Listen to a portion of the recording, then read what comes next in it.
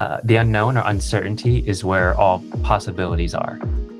Because if we stay in the known, we're just going to keep getting what we always have been getting. So if we want something new, we have to venture into the unknown. Hello, friends. Welcome back to Eat, Read, Sleep, where we get together to vibe with books. We create book summaries to save you time and have podcast discussions to elevate your mind. My name is Kalina. And I'm Tapper. And today we are bringing to you not only a new and special book, but we have the author himself sitting down with us to give us even more than we could even ask for by just reading the book alone. So you guys know him from his first published book, Don't Believe Everything You Think. He's a life coach, a ceiling-breaking Asian American author, and a very dear friend to us here at Eat, Read, Sleep. We bring to you Joseph Nguyen. Welcome, Joseph. Hi, Kalina and Tapas. Thank you so much for having me. I'm very excited to be back. How are you?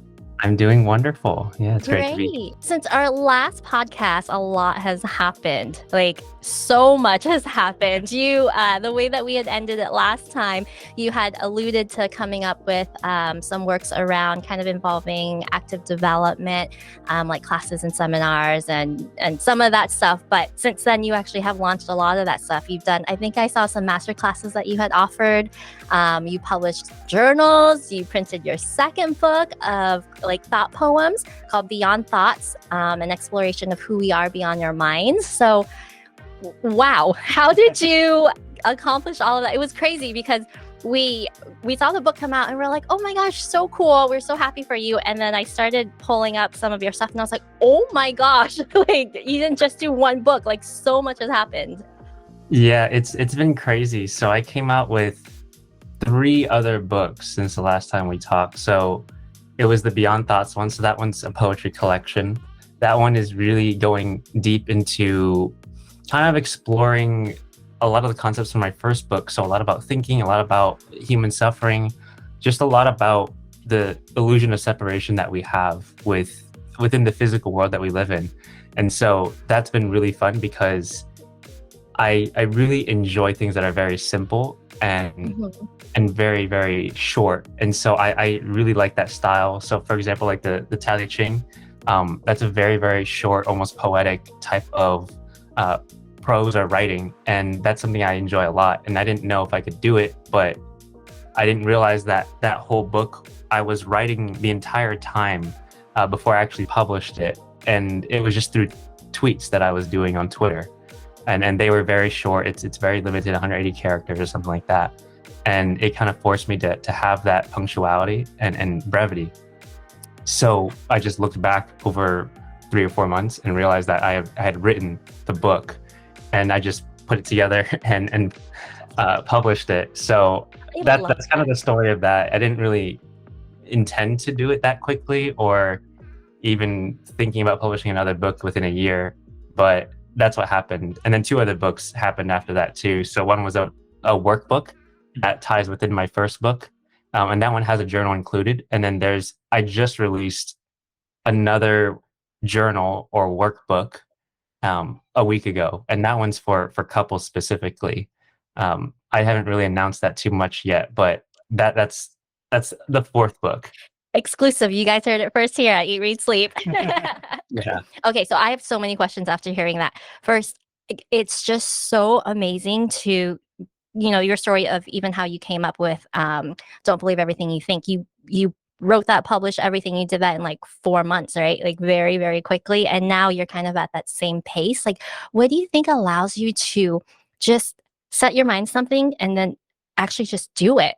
Like, it's so cool to see the consistency of you doing this. Yeah, I asked myself that too because it doesn't make sense to me. I don't think anything that I'm doing really makes any logical or rational sense. Or if someone was looking from the outside, they would think I'm extremely disciplined and working 12, 14 hours a day, which I used to prior to writing the first book. But now I don't anymore. I really only write for maybe an hour or 2 or 3 max, and that's really my limit. And I can't write much more beyond that. I think there's been studies that kind of show that we're really productive for a couple of hours a day, and the rest is just it's not as productive as that golden time. So I cherish that, and usually that's in the morning. Yeah. I would say my output is very different. I wouldn't try to do that in a sense because I don't try to do it like that. My whole intention is to be as open as possible. So I kind of go into each day thinking or just really feeling what wants to be expressed through me, and then I do that. And I kind of let go of the idea of writing more books, trying to get published again, trying to accomplish all these things or hit these deadlines. I really let go of all of that and just become a vessel. And the more that I do that, the more space I create in myself, in my day, in my life, more things come to fill it. And that's the interesting thing about nature is when a void or space is created, nature always fills it up. And that's kind of the thing that I noticed. And so my job isn't to try to force as many things to happen in my small life. It's really to expand myself and to become a larger space. So that way, the more space there is, the more of a vacuum it creates, the more nature tends to fill that said void. So that allows for so much creativity because the more I let go, the more previous or past experience I kind of shed, the more new can come in. And that's why poetry came out of nowhere. That's why journals came out of nowhere. So, and I would just be walking or living my life and getting all these inspiration hits. And once something sticks or is very powerful, I can kind of feel its energetic frequency, and whatever is very strong to me, I'll gravitate towards that and then see, is this what wants to come through? And then I'll just make that. And so the poetry book was really quick, and I didn't even realize I was writing it. And so the compilation of that thing was maybe a few weeks tops. The journal was almost already written in itself just by what I was outputting. And then the couples connection journal, that one was compiled over a couple weeks as well.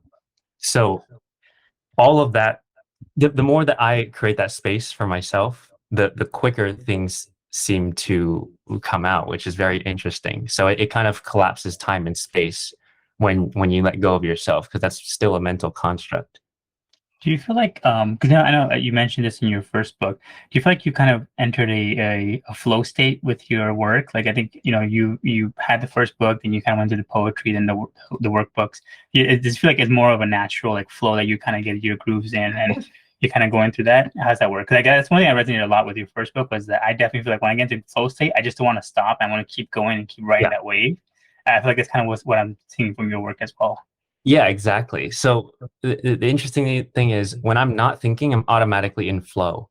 So that's really what I try to do every single day is to shed more and more of that thinking. And of course, the thinking will come back and say like, "There's no way you can do that," or "Your other books won't be as big as your first," or that people won't buy the thing, or you're entering different genres that other people, your same readers might not be interested in. So like, don't do that.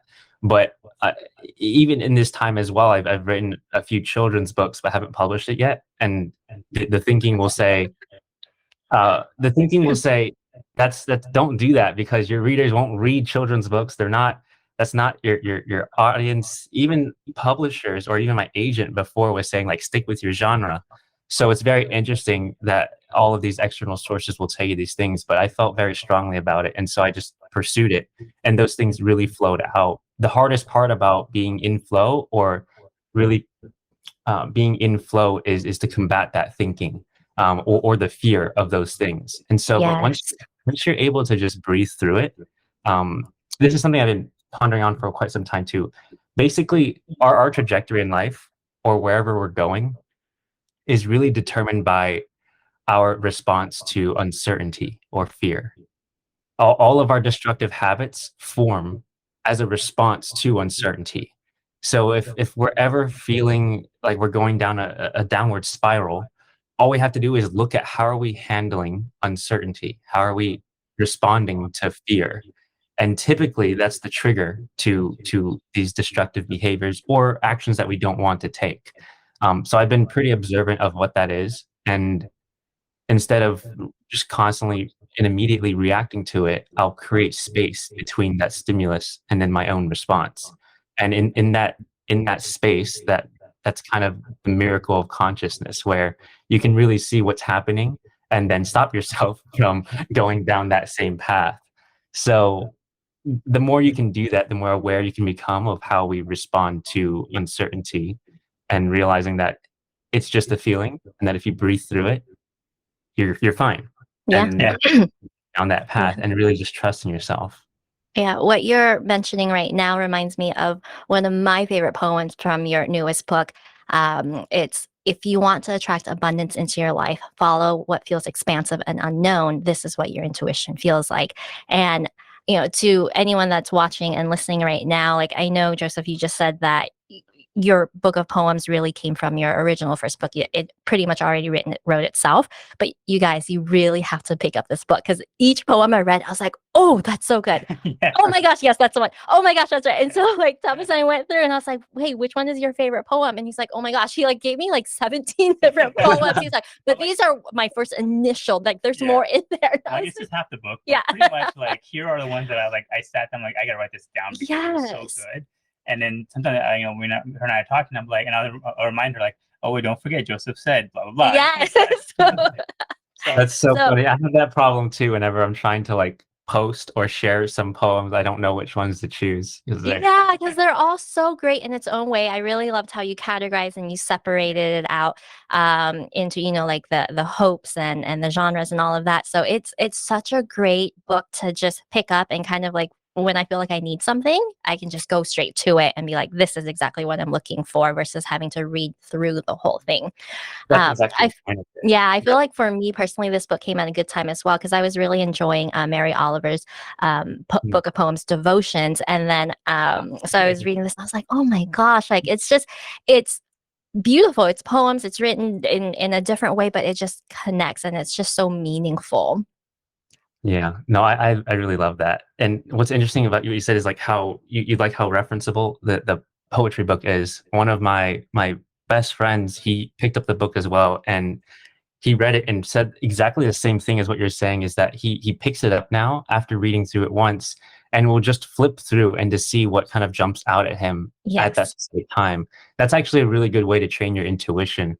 I think Rick Rubin recommends that activity or exercise as well, where if you're going through anything or have a question, you kind of just flip through a random book, and whatever opens up and you read it, it's really, really timely. And the more that you do that, the more that you can start being more sensitive to all of these messages that are constantly around us, telling us and kind of guiding us along the way. So I love the idea of just using it as a reference. And he'll be on call sometimes, and we'll just flip to a page, and it's so applicable to whatever's happening in the moment. So that's I one. remember he also would some of the lyrics from some of the popular artists that he's produced for. He also said like some of the lyrics he would just get from a book. Like he'll say, pick a book, look at the first line you see, and that's your lyric. And so that's why I think She's Somewhere Down was one of them. He actually said that the line Oh, that he says in the song is just random words from book.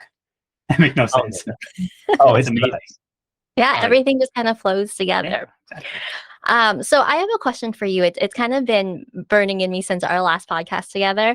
I previously had shared. I don't know if you remember, but the how I stumbled upon your book was I was going through this personal dark episode, and your one of my Bookstagram friends sent a post, and it was a clipping out of your book, and I was just like, wow, this is like speaking to me. And not only did I connect with the words, even though it was very similar to words I've heard before, but I felt like it was written in a way that I really could dissect it and understand it. I fell in love with that. I fell in love with the cover of your book because, like you said, simplicity. I love how simple this cover is, but then also with your name. So Joseph Nguyen. My last name is also Nguyen, and I've just felt this like really strong connection. And I'm a part of several book groups, and there's really not much representation around Asian American authors, right? You mean we definitely have to recognize authors like Viet Thanh Nguyen, who wrote The Sympathizer, but then when you look at like the inspirational self-help type books, you don't really see many not just Asian, but Vietnamese authors, right? So I'm talking about like the likes of Eckhart Tolle, Paulo Coelho, Don Miguel Ruiz, like your name is up there with that. And it just, I want to know how you feel about that, because as a fellow Asian American, a fellow Nguyen, like I'm so proud that you're able to represent us with this type of inspiration that you can provide to a huge community. Yeah, that. So the question is how I feel about that specifically, or Yeah. Yeah. that's a good question. Um, I'm not quite sure how I feel about it. Have you Uh, actually processed that? Because I feel like I'm really surprised, especially with the traction of your book. I feel like there needs to be more spotlight on this, and on this like up and coming or already up and coming author, you, because representation really does matter, and you're doing it. And not only are you, like I said, representing Asian Americans, you're representing Vietnamese people who, up until now, we're not represented enough. And yeah, for I very you much. coming into this, as you were writing this book, as you were going through your journey, did you hit any hurdles, or did you feel any sense of this impact that you can make as an American Asian author?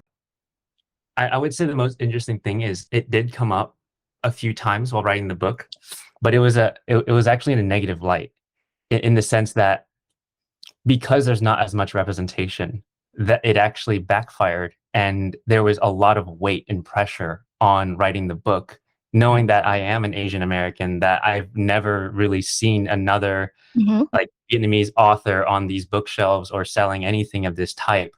Um, so I really felt a reverse pressure where I was very afraid of what people were going to think. I also didn't really know, since because I didn't really see it out there, I didn't even know it was possible. So the more that I thought about it in that way, the more I psyched myself out and Yeah. started going down this spiral of I don't know if I could do it. I don't know if I want to be seen in that way, or what would happen if I got, publicity or not, if it failed epically. And that's probably what happened to most of them that tried. Um, and what's interesting is, in the back of the book, there's not really my face or anything like that. I even thought about not even, if it were completely up to me, I wouldn't even have a name on the book, because of that anonymity and how I like just the focus being on the actual message versus like who I am. The more attention I bring to like myself or anything like that, I tend to see how it can convolute what I'm trying to do. Um, but now I've kind of seen people like you, and a lot of people have written in and saying they haven't seen an author with this last name before, or they're Vietnamese as well, or Asian, and it's really amazing to see how I've been able to do it. So it's interesting. It's a very uh, I would say it's a huge blessing in disguise, where I didn't know that that's the impact that it could have, especially because I didn't intend it to be like that. Where I'm going to write this book and represent, all of Mm. like just all of the Asians or all of the Vietnamese, so that we can finally have like some more representation. It wasn't like that at all, but it happened as a byproduct of me just really bringing my true self into what I was writing. Um, and I think if I was too focused on trying to make that impact, I think I wouldn't have been able to write the book as it is, because it would just be too focused on the external. Um, but once I was able to kind of shed all of that and let it go, that all came back in tenfold. So still not sure how I feel about it, but very happy that um, it's being received in that light, because there's so many people that really deserve the representation, the recognition, and um, I guess like the best way that I would want to live my life is just to live so true to myself that it inspires other people to do the same. Um, and so I'm glad that it's kind of having that effect.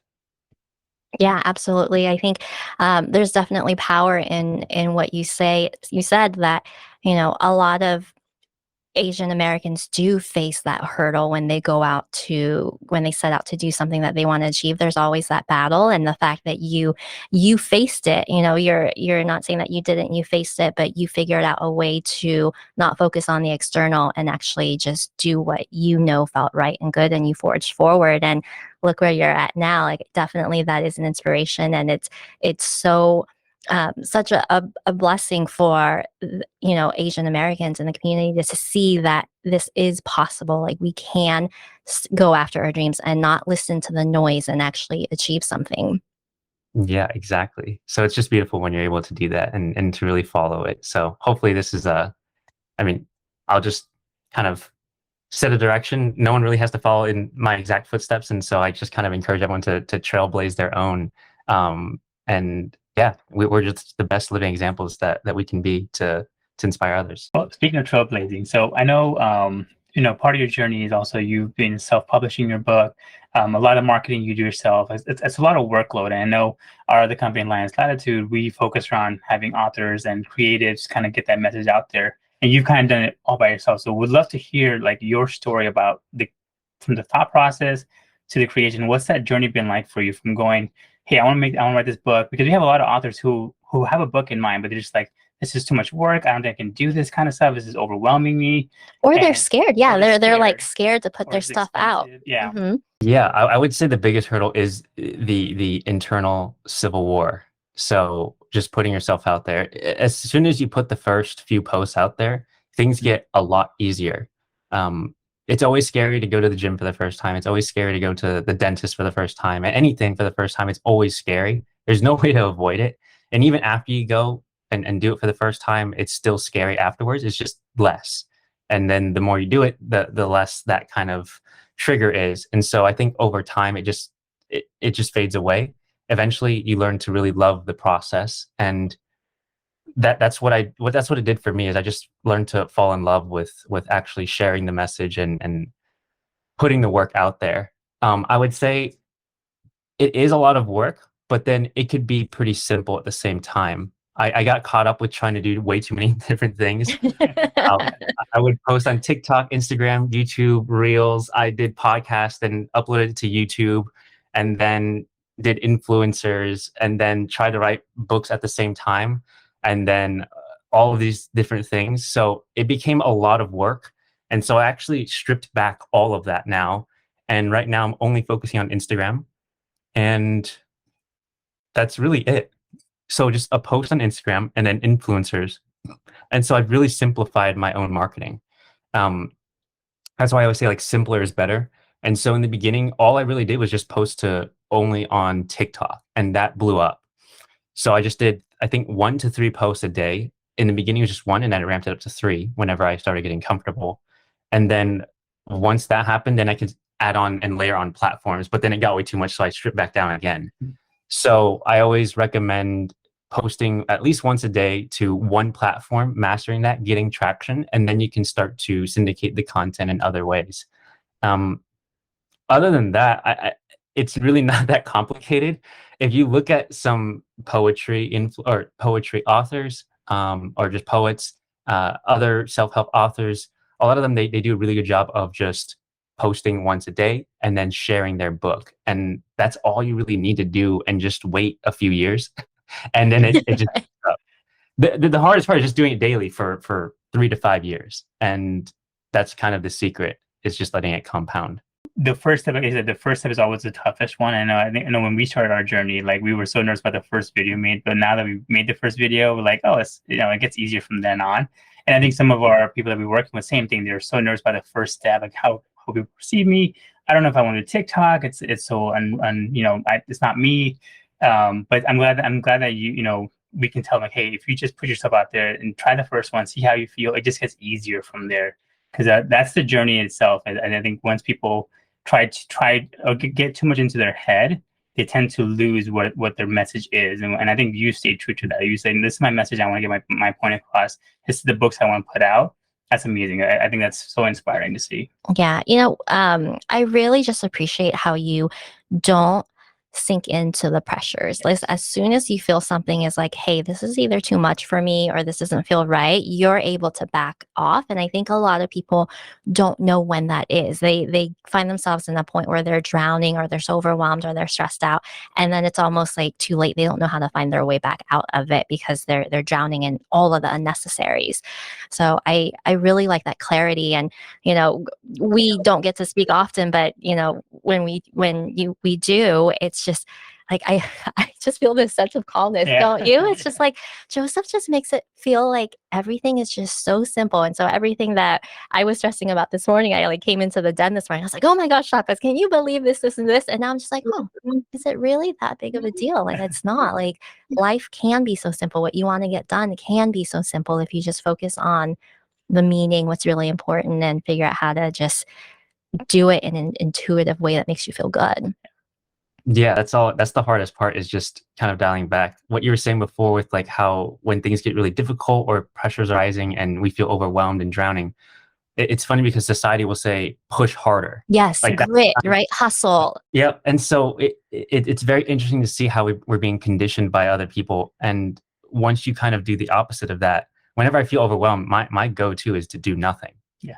And what as the dust settles, then what's important is revealed to you. But it's very unintuitive in the beginning to just Yeah. sit back and do nothing when things get too crazy. But that's the time to really go back to center and to ground yourself, and then to come back to source. And at that point, you'll know what to do. When you kind of let go of external outcomes, usually I get really overwhelmed when I'm too caught up in external things like, oh, I need to hit this follower count, or I need to make these book sales, and once that kind of settles, then I come back and I'm like, oh, I actually enjoy doing this. Let me come back to why I did this, like you were saying, and then just to share my true authentic self in this way, and then just make it as simple as possible. So Yeah. my go-to is just do less and then build up from there again if you need to. Yeah. What you just mentioned, do you feel like you're seeing some of that in society now? I personally feel like there's this great shift of that, what you mentioned, that hustle attitude, that grit attitude. And now it's almost like complete opposite of like, I don't want to say the word woke, but I feel like there's just a lot more people saying no now. They're standing up for I love it. themselves and their well-being and prioritizing themselves. And they're like, no, this is too much. And you see a lot of that quiet quitting. You see a lot of just people prioritizing them. Like, is I that, what do you think is attributing to that shift? A huge physical worldly trigger was COVID. Yeah. And I think that I kind of call it like the corona blessing because of the shift that it happened. I think it really woke a lot of people up because it kind of stripped away everything that everyone thought was important. Like Yes. the job, the money, the status. Once everyone was isolated, like you can kind of see like some people are like, I don't want to meditate, or I don't want to be alone, or things like that. But then when the virus happened, everyone had to be alone. And in that moment, there was more uh, metamorphosis, self metamorphosis than ever before, because the only place you could go was in. You couldn't go outside your house. You couldn't go talk to friends. You couldn't do anything other than look within. And in that moment, everyone was very, very real with themselves. Or there's just a lot of people, not everyone, but in that moment, they were able to see what's truly important and then bring that into the world. And so that's why people quit. That's why people started to do a lot more hobbies, crafts, reignite some of their earlier passions. And that really sparks a lot of things. I think physical or environmental triggers like that can really help kickstart I would say, like the self transformation journey. Do you think we could ever take it too far? In terms of not doing anything, or Yeah. I think there always needs to be a balance in life. So as much as we could sit around and do nothing and go into a cave and meditate for the rest of our lives, some people are called to do that, right? But I don't think everyone is. And so I would say most of us are wired towards the other way. And so it's going to be really hard to go to the other extreme. Um, and also, it's really difficult for humans to stay bored for a long period of time. And so once we do nothing, something always comes up. And if you want to see the truth in that, you can just look at kids. And if you just put them in a room alone with nothing, they'll come up with a game within minutes or do something. Mhm. So So true. we're really the same way. We just can't sit still. But when we do, that's when the important things come up and remind us of that. And then we pursue that. So I don't think we'll ever go too far into the other extreme where we're just going to sit around and be unproductive. That's just not really our true nature. Our true nature is creators. And so that's what we do. We just create out of nothing. Games, just arts, crafts, music, you can do a lot of things without anything, and that's really the source. Well, we are really grateful for the things that you have created for us because it's definitely been inspiring and motivating. I'm sure not just us here at Eat Read Sleep, but a huge community. Again, I mentioned earlier, I'm a part of several book groups, and your book is definitely one of the top ones that gets brought up many, many times over and over again. So I wanted to turn this over to you and just give you kind of the platform for a couple of minutes to all of the people who are listening and watching. Is there anything that you'd like to say to them? There's so much to say, but then not at the same time. um, I think for me, I guess I'll just talk to myself because that's really my whole writing process is just writing to me. And so I kind of encourage everyone to do that, which is, well, one, to let go of thinking, because that's really the root of our suffering, um, and to not be afraid of the unknown. The unknown or uncertainty is where all possibilities are. Because if we stay in the known, we're just going to keep getting what we always have been getting. So if we want something new, we have to venture into the unknown. One thing that really helps me is to know and to repeat to myself that the unknown is safe. We just don't feel that way, but it is safe. And that's where new things happen. So with that, to also like follow what feels expansive, unknown, and aligned with you. That is really our intuition. It was really difficult for me to find out what intuition was in the first place, but eventually something came through it, and it came through in the form of feeling. And that's what intuition is. It's not really logical in that sense, but it is very powerful in the sense that it's the catalyst to creating just amazing things in life and attracting all sorts of abundance. So the more that we can follow what feels expansive, unknown, and align with us, that's to the degree that we'll just really be able to enjoy life and to maximize who we are in this life. And then of course you get to inspire the people along the way, because who isn't inspired by seeing someone just fully themselves? And Yeah, so it's very, very absolutely. contagious, Yeah. um, to just see someone in their element like that. So that's really all there is to just keep following that and to make that conscious choice every single day. And it doesn't take long, or it doesn't take that much effort either. You just have to prioritize it. So you just have to really decide, is this the most important thing for you? Is your mental health, is your peace, is your joy, fulfillment, is that the most important thing to you? Or is it to accomplish uh, some conditioned definition of success that society has given you? So is it really fame, glory, or all of that? Or is it something else? And so taking a really good look at that and seeing, okay, what do I want to prioritize in my life? How do I actually want to feel? And then working from that and creating from that feeling. So then every day, just everyone spends, if you look at your screen time, it's usually 4, 5, 6 hours, 8 hours. Just fraction off one of those hours to doing what you actually love instead of consuming and creating. And that's all you have to do. 1 hour a day is all you really need to transform your life in that way.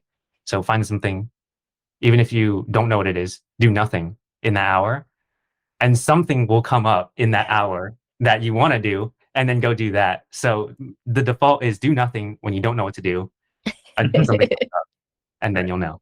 I like that. I just want to share one epiphany I just had as you were speaking, because as you were saying all of that, I recalled the poems from your most recent book, and then it clicked to me that those were the words from your first book.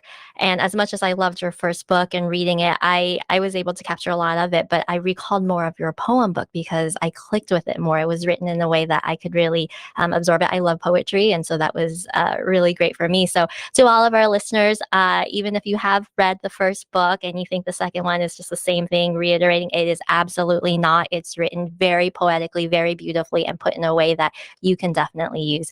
So please pick up a book, the book today from Joseph Nguyen, Beyond Thought, an exploration of who we are beyond our minds.